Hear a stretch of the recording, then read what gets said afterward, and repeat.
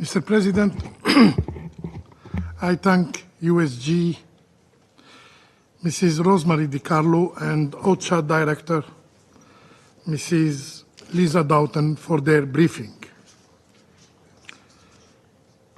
I will start my statement by the same question of Mrs. Doughton. How long? Is it going to be yet another ineffective, vain, and hopeless meeting of the Security Council? Are we going to count and count the number of deaths in Gaza? The answer is simple. This is neither what the Council is designed for, nor what the international community expects from us. More importantly, this is not how the Council should address the Palestinians' plea, the Palestinians' quest for justice, the Palestinian right to exist. Our Council has the legal and moral primary responsibility to act, and to act firmly, to shoulder its mandate in preserving international peace and security. Mr. President, for 311 days, our Council has been constantly fooled and disregarded, while an entire population has been subjected to a collective punishment. Last Saturday, the world woke up to yet another horrific bloodshed after the Israeli occupying power targeted deliberately a school in the Daraj neighborhood in Gaza. It was the third school bombed in 2 days. It was a civilian structure, sheltering civilians, by the testimony of the international community. Our Secretary General said it clearly. The school was sheltering hundreds of displaced Palestinian families.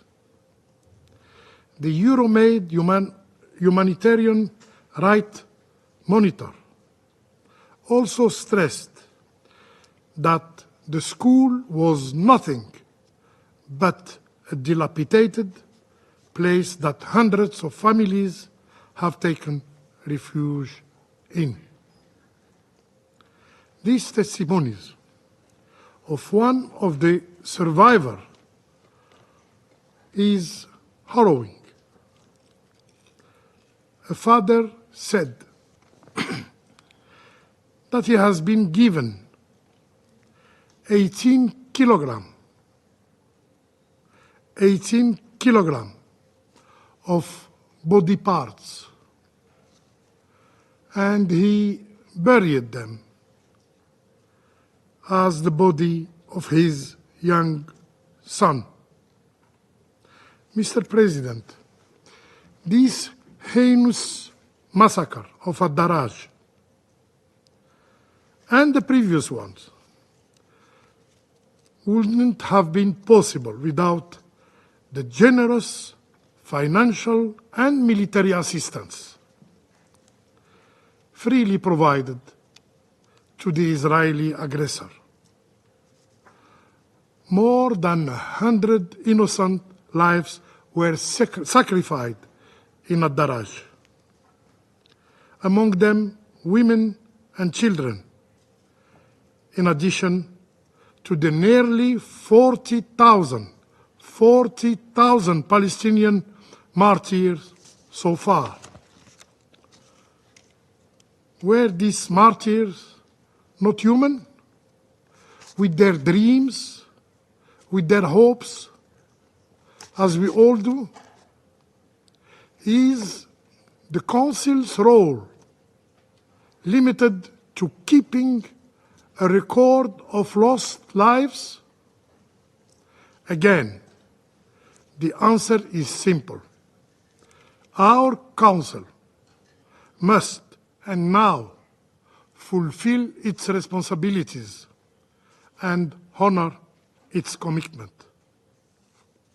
Its responsibility to tackle the root cause of the Palestinian question, which is the illegal occupation of the Palestinian land. Its responsibility to hold the occupying power accountable using all legal means, including sanctions. Yes, sanction mechanism. Third, its commitment to achieve a just and lasting peace in the Middle East and to prevent the dangerous escalation provoked by the Israeli occupying power. Mr. President, the Israeli occupying power continue to defy the very commitment of this Council, made in Resolution 2735, calling for the implementation of an immediate ceasefire in Gaza. Immediate ceasefire in Gaza. This resolution is seriously jeopardized by the intensifying aggression of the Israeli occupying power against Gaza. Algeria warns against this continuing sabotage of effort made by the United States, Egypt, and Qatar to implement this resolution urgently and effectively. In this regard, Algeria expresses again its support for the mediation effort made by these three countries. There is no room for delaying or over-complicating negotiation by adding new conditionalities or new demand. Engaging in good faith in the initiative of President Biden is paramount to achieving the long-awaited ceasefire. Mr. President, for the sake of humanity's value, we must act now.